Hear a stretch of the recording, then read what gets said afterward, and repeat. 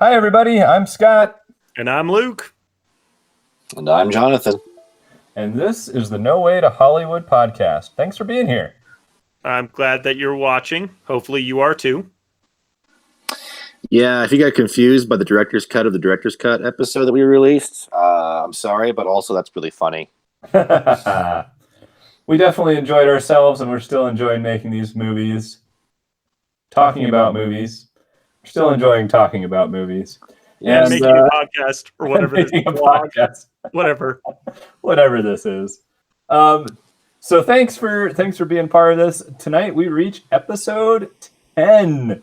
What a celebration. Yay, guys. Woo! Yeah. Apparently there needs to be a celebration. Let me get this going. If this is what we're doing. All right, episode 10. Woo! Number 10. Woo!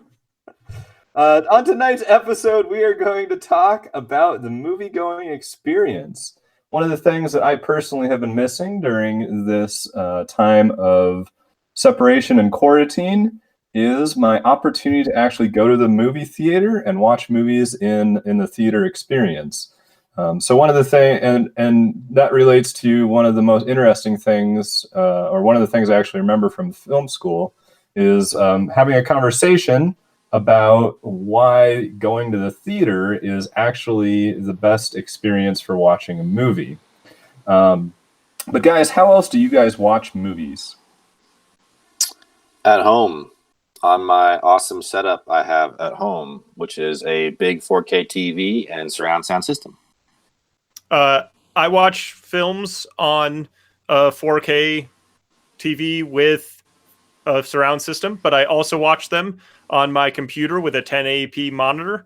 And I've also watched some more Netflix stuff on a Chromebook. Yeah, I gotta say, there was a time when I would watch movies on like, there's a really small TV, really small portable TV with a DVD player in it back in the day when I was younger. We do road trips, something like that. It would actually, you could take that TV and watch. So I've watched movies for sure on small screens, but I've definitely gotten to a place where if it's a small screen, it's probably a TV show because it's not my normal setup. I'm just doing some sort of like comedy show, or I just want to keep track of. Usually it's podcasts and things that I'm listening to or watching YouTube videos when it's a smaller screen. I've gotten more in the habit of the minimum for a movie being at my couch with my setup with a TV. That's my minimum. Excuse me. I have watched films on planes and those tiny little screens. So I've done that, but I tend not to watch things even on my phone. I just really, I don't like it. Doesn't feel right. Yeah, it's not good. There's not good audio. It's not a good way of looking at it. And I've got friends who watch shows and movies on their phones, and I'm just like, I can't do it. I can't do it. If it's out of necessity, I understand. If it's not out of necessity, I don't understand. I mean, you can do whatever you want, but I don't understand. So we've discussed a number of good ways, or a number of ways that people do watch films. And the premise and the thesis for tonight is simply that the way you watch a film, whether it's on your computer, by yourself, on a plane, on your phone, in the theater with lots of people you don't know, or at your personal home theater with a lot of people you do know, that experience and who you are watching a film with can dictate the experience of the film. Do you guys have any examples of a film that you've liked almost more because of the audience you are watching it with? Well, I mean, some of the classic examples, right, are comedies typically. If you try and watch, say, Monty Python by yourself, it's like, what? But in high school, I tried watching Dr. Strangelove with a friend, and we were both clearly the wrong generation because we were in high school, and we watched the whole thing. And it was like, this is one of the funniest movies ever. And neither of us even chuckled. It was like, what is this film, right? But then I have watched really great comedies that I have way more fun even alone. I don't need an audience, and I like sharing it with other people, but mostly I just love the experience of watching it because it's so funny. So that's probably the biggest change is in comedies where it can be a terrible comedy on your own, but in a group, it's hilarious. It's hard because as I'm trying to think about movies that might be like that, or like just good, maybe just good theater experiences, right? It's really two categories for me, where it's been a lot of movies where, like, I can think of movies I thought were hilarious and awesome, like Scott Pilgrim versus the World, which I think is a great movie, and my audience did not like it. Like, I can think of that. Like no one said anything, no one chuckled, no one was doing anything, and I was like, this movie is hilarious. This movie is fantastic. So I can think of experiences like that. I can also think of experiences like I went and saw Star Wars 9, right? Rise of Skywalker. I went and saw that in the theater, and it was a fun enough theater experience, and everybody, it was opening night, and everybody was super duper hyped. And even though that helped and I enjoyed the movie watching it that way, and I did, I enjoyed it, even though I can totally tell you that movie is really bad in a lot of ways. It helped a lot. But even then, there was something that it started to get to the point by the end of the movie where people were cheering about things. And I was like, really? You guys really cheering about that? So I'm sorry, I'm having a hard time remembering. I remember I saw Matrix Reloaded in the theater, and I thought that was awesome. And I don't remember if that was really a crowd thing, though. Like, I don't remember people were like cheering because, the highway scene. I don't remember that, but so I'm sorry, I'm having a hard time thinking that. One of the best theater going experiences for you ever was when you and I went and saw Revenant, and I started laughing when the stupid bird popped out of this stupid bullet hole, and I was like, "What is this film?" Like, it's totally lost me by now. And John was like, "Oh, calm down, dude. Like, other people are actually enjoying this." Yeah, I just felt embarrassed a little bit. Like, I totally knew where you were, and I was with you, and you started laughing, and I was like, "But stop it," because other people over here are like not feeling it at all. They are not in it. They are like, this is serious and it means something, and we were like, yeah, right. But I digress. Sorry. So I'm trying to think of a great example. I mean, okay, Last Jedi. I went and saw Last Jedi, and I really, really enjoyed that film when I saw it the first time with a good theater audience. Like, I thought it was great. I saw it a second time. I still thought it was great. It was only after the movie that I started thinking, like, but I kind of hate half of that movie. So maybe that's a good example.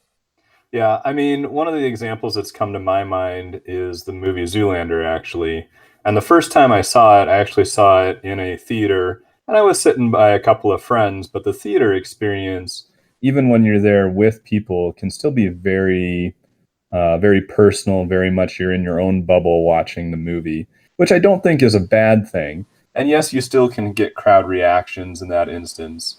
But I remember walking out of that theater and thinking, wow, I really don't like that movie. It is just stupid from top to bottom. However, I went back and at a later time watched it, in my house with a group of friends, friends that I'm closer with and no one that I didn't know.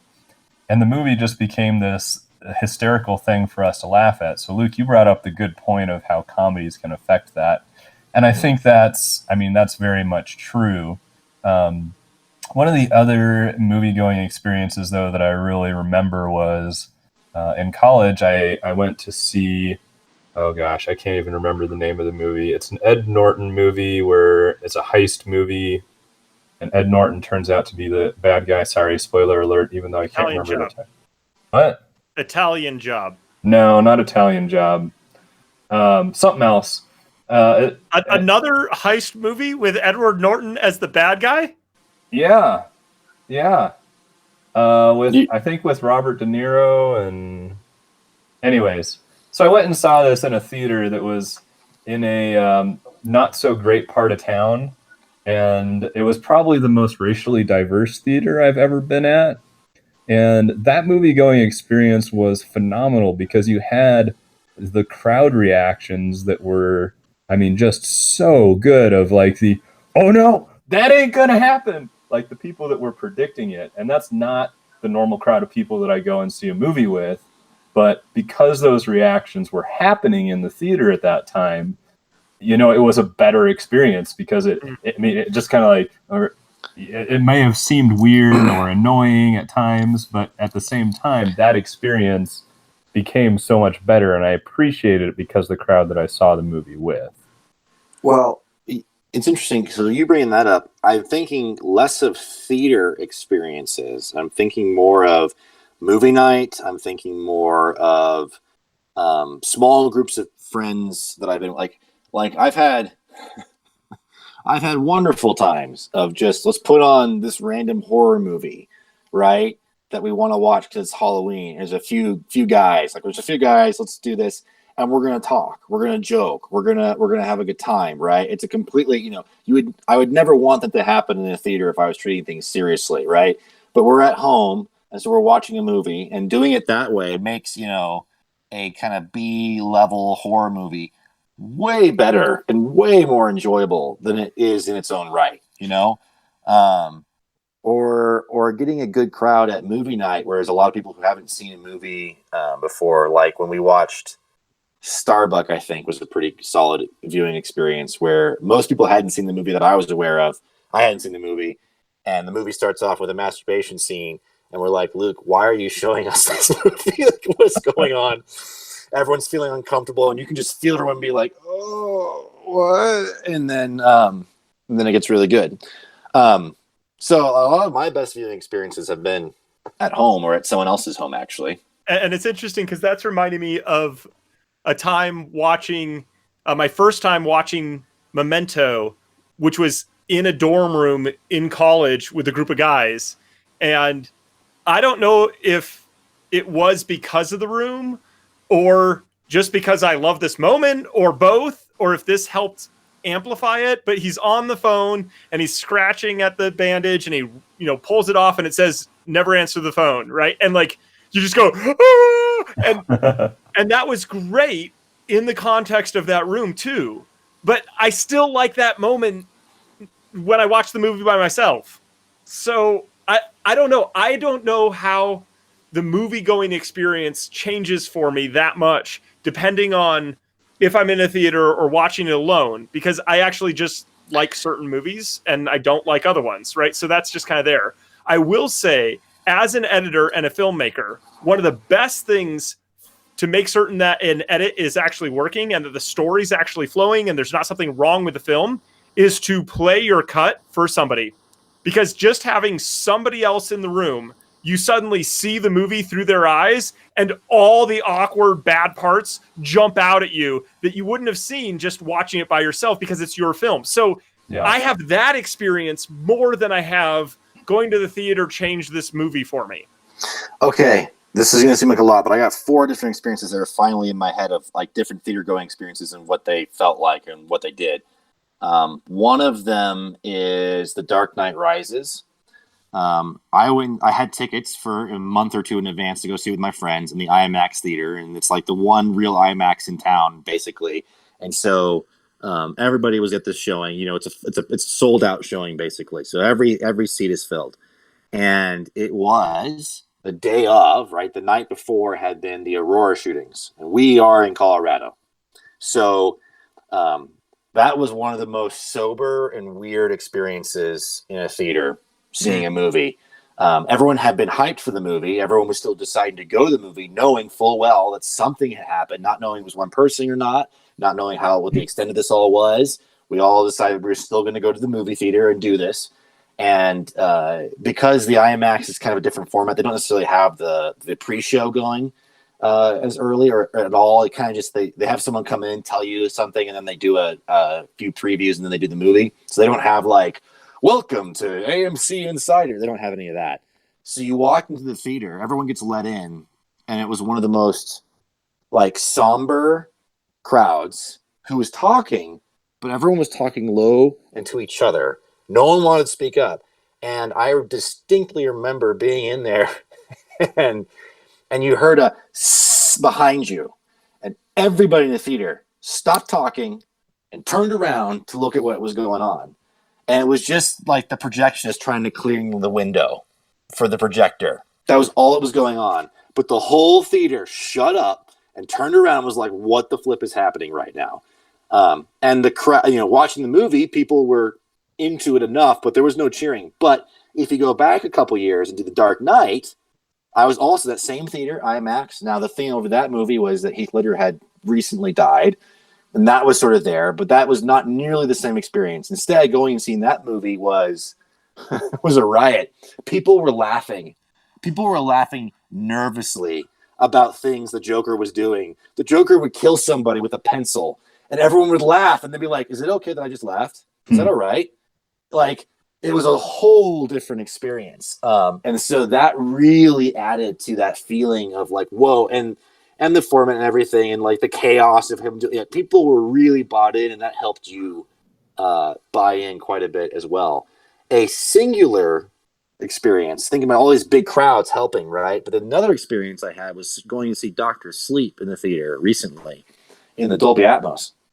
And there was people there, and they, most of those people were older and knew what The Shining was, but it was a respectful and quiet crowd. There wasn't a lot of people. It was not rambunctious at all. And that was one of my favorite movie-going experiences in a long time at that point, because something about just being in a theater and that big of a screen and that movie playing on that screen and that effect, not a TV and not even a home theater with a small, like truly a big screen, something about that, even though the vast majority of that movie is really just people talking.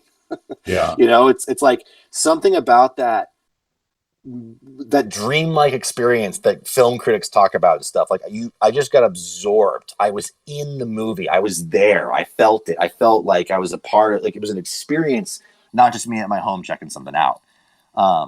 So there's something about the theater experience without even a crowd. And last example I have of a crowd and how they can affect you, I saw Paranormal Activity in a sold-out theater when it first came out. And that crowd was wonderfully rambunctious in the horror movie sense, where it's just like, you're sitting there and you've got all these stupid teenage girls who I think just showed up because they wanted to scream at something. And so, something goes down and they start screaming and it adds. It's stupid, but it also adds to the theater experience, right? And having a downer ending and being like, kind of like, that sucks. And I'm like, I just went through an exhilarating experience. And then having somebody, because some text goes up with a date, and somebody in the back is like, oh crap, that's my birthday. And the whole theater just starts laughing, right? That kind of stuff is just really hard to replicate. That's theater experience stuff. See, but I also had a theater experience where I went and saw Spider-Verse, Into the Spider-Verse, and it was great. And I was the only person in the theater. Yeah. And that happens sometimes. That's my Dr. Sleep thing, yeah. Going to the theater is definitely, you're taking your chances on the crowd that you're going to get because you don't have control over that crowd. Now, at the same time, I'm going to tell you that if I'm going to go see the next, animated movie, I kind of want to go and have a crowd of kids there, because part of my joy in seeing that movie is the reaction that the kids give to the movie. I mean, it's the target audience. Are they enjoying that movie? And I don't or can't recreate that at home. Luke, you might be able to, but I can't. Maybe. I would just like to reiterate the dichotomy. So I went and saw Spider-Verse in a theater, and this is everything, different theaters, right? AMC and Dolby Atmos versus just like a regular digital showing, or going to a real IMAX showing, or going to Alamo Draft House where there's like waiters coming around, but they're really sneaky, but there's waiters coming around. And like Alamo Draft House tries to bring in a certain clientele. Like they definitely have a marketing appeal, and anyone can go, but there's definitely like a cinephile film fan, cult film fan, extra there. If you're that guy or that girl, like you really fit in at Alamo. And I went and saw Spider-Verse at Alamo, and there is something about, like, when we watched that movie, everybody there like got it. Like people you could tell that the audience understood that this animation was truly groundbreaking, that they got the jokes, that they understood the character, that they knew what the filmmakers were doing on all the levels, not just the initial, like, this is funny, but like the meta levels and the filmmaking levels. And you could feel that weirdly because of how many people were laughing at little things or getting excited. You could feel it. Whereas, again, Scott Pilgrim or Nacho Libre or other films, or I've gone, and there's plenty of people in the theater, and it's just like nobody gets what this filmmaker is doing.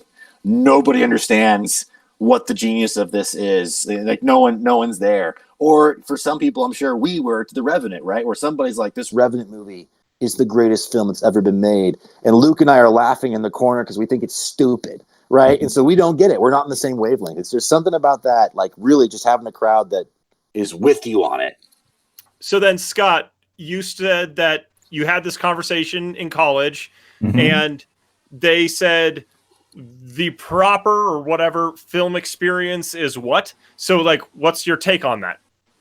Yeah, I mean, the conversation basically went, films are made to be watched in the theater. I mean, and if you think about it, you know, the first place a film outside of films that are being developed, I mean, especially at the time, but especially now, it's a completely different scenario because people are trying to figure out how to release films despite the fact that all the theaters are closed. So at that time, you know, the purpose or the intended crowd, the intended viewing experience was in the theater. And I kind of had always thought, I mean, it kind of hit me in a way, and I don't know why I remember it, but it's just kind of one of those things of like, well, yeah, I mean, if an artist makes a particular piece of art to be viewed in a certain way, you should try and view it in that way. And so I don't know, because I've gone to the Louvre and I have seen Mona Lisa in person, like the physical thing, and it's small.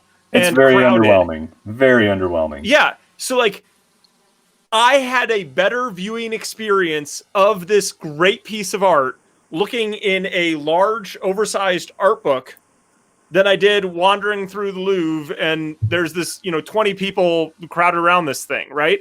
And so with Netflix and YouTube and all this other stuff, like, maybe, yes, the theater was the place to see films because that was literally the only place to see it.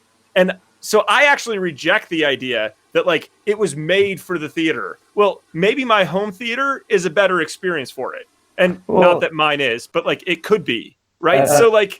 And the world in which we live today is very much a changing world, right? Because we have all this new technology and these new ways to view films, and what all that other side of what's being developed in the the audio video industry in general is changing the way we consume films, and it changes the experience that we have. And so there are things that are being made to be viewed in a certain way. Now, that's not to say, I mean, I love the Jack Ryan series on Amazon Prime, but how much would I love to see that in a theater setting with a better sound system and all that other stuff? Like, sign me up, I'm there, right? And I would just say, maybe it's because I'm an old curmudgeon or something, but, like, please do not watch movies vertically on your freaking phone. Like, oh my goodness, I know someone's trying to do it because technology is changing, but, like, don't, please. Well, okay, so there's that. There's also, like, Peter Jackson did The Hobbit, the first Hobbit, Unexpected Journey. He shot that in a high frame rate of 48 frames per second and in 3D. And there was, like, 4 different ways to see that movie. You could see it in, like, normal 24 FPS in 3D. You could see it 3D in high frame rate, just high frame rate.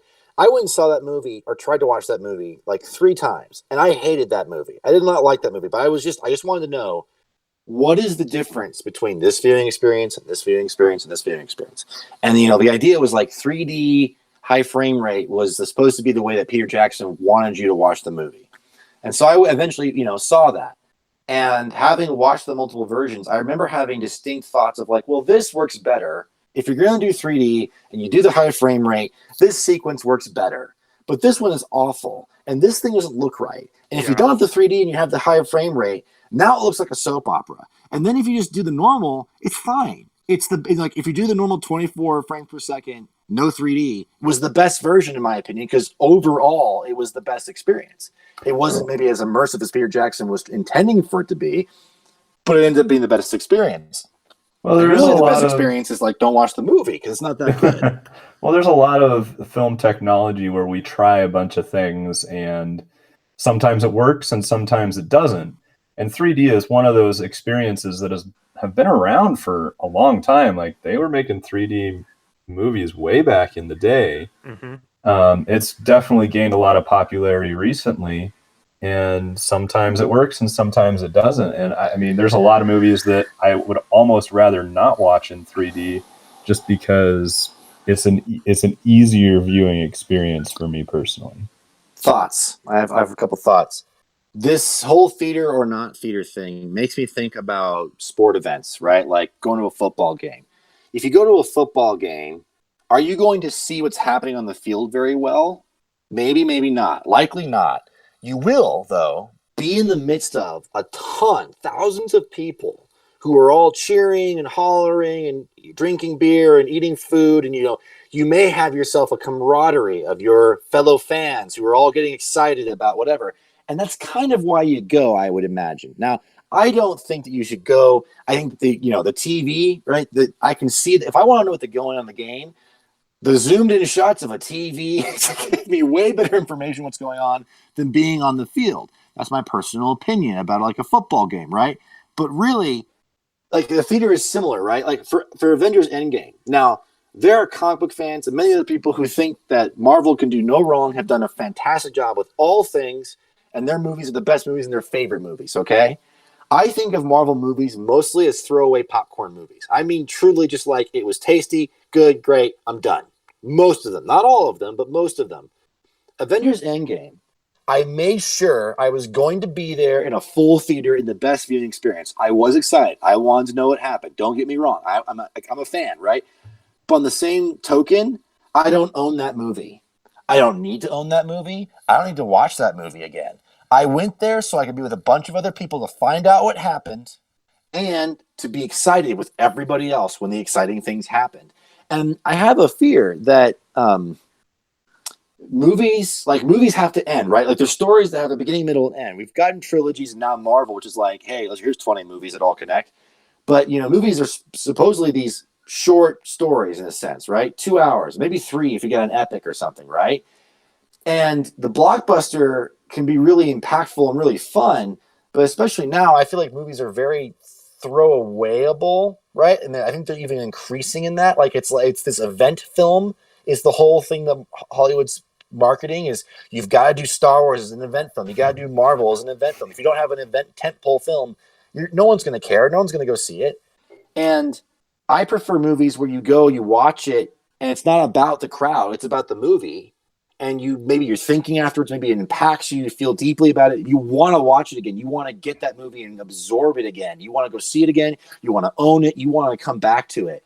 Whereas Avengers Endgame, it was a ton of fun. And I did go see it a couple times, right? Like I had a good time, but I don't need to see it again. Yeah. And like I just don't. That's interesting because when I go to the theater, it's typically because it's a movie that a friend wants to watch and we will watch it together. And that's the experience of us being friends, not about the theater going experience.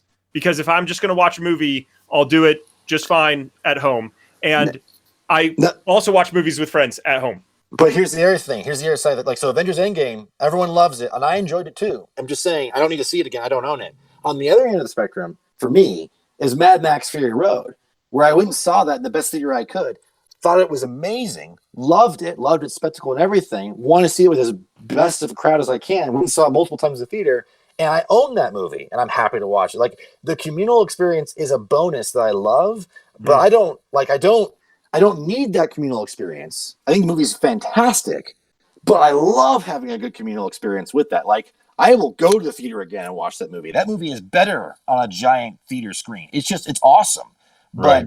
But and that to me is the best place for a movie to be, in my opinion, is that world. There are a lot of movies that I can point to and say, yeah, probably the best experience you're going to have watching this movie would be in a theater, no matter what the crowd is. And as much as I hear you talk about Mad Max Fury Road, and as much as I enjoyed watching it, even just at home, I can see how it would be such a great movie to watch in the theater. And one of the recent movies that I would say kind of had that same effect for me of it's really worth it to watch it in the theater was the new Blade Runner movie.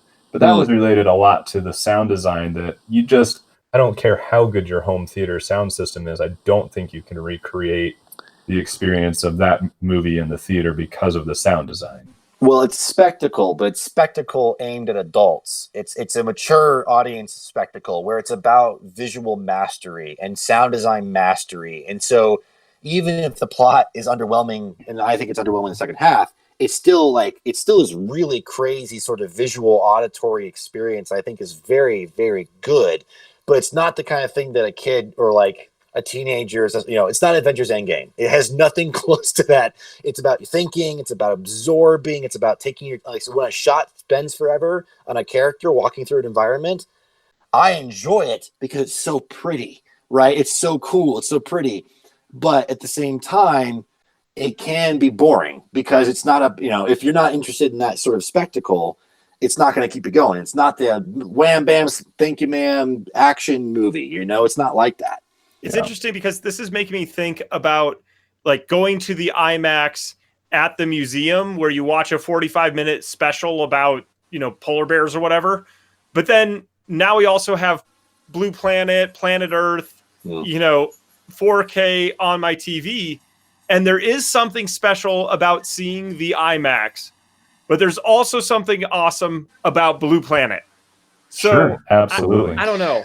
Well, to that point, I would say this. IMAX in particular, like Interstellar, I don't really like that movie. I really don't. But if you're going to watch that movie, I would, if I gave you a choice, I would make you watch it one way. I'd say, go watch that in the IMAX. Why? Because when they go through the wormhole in that movie, and I was in IMAX watching it, I went through a wormhole. I didn't watch it happen. I went through a wormhole. That's what it felt like. It was an experience I was in. Now, granted, again, not a huge fan of that movie. I think it's not great, and I don't want to watch it again. But something about that viewing experience is valuable, even though I don't like that movie. Absolutely. Well, we've spent quite a bit of time talking about our movie-going experiences, but now we're going to give you some suggestions of movies to watch while you're still quarantined with us. Jonathan, you want to start us out? If I can think of one, I think what we'll do on Netflix, there's this movie called The Last Samurai. It's a Tom Cruise led movie, and I think it's pretty good. I think it's pretty well done. It's a fairly serious movie. It's kind of a serious epic. It's not a Tom Cruise. Don't think Mission Impossible. Think an actual semi-serious role that he does pretty well, and a pretty cool arc. And I like it a lot. But as a joke, I think there was one review that said when that movie came out that Tom Cruise has like found a group of people that he can finally be the same height as or something because he's in Japan. Which I thought was kind of funny. But honestly, do give that movie a shot. It's pretty cool. I'm going to say Emperor's New Groove. Go enjoy that. And if you've recently enjoyed that, then go watch the animated Beauty and the Beast. Very good. I'm kind of in the same vein as Luke. Tonight I am recommending Kung Fu Panda as well as Big Hero 6. These are two of my favorite animated films that just have a lot of really good feel to them, a lot of really good heart to them, and I think they do a good job of encouraging people to become who they are, and I appreciate that theme, especially in animated movies that more kids are going to watch.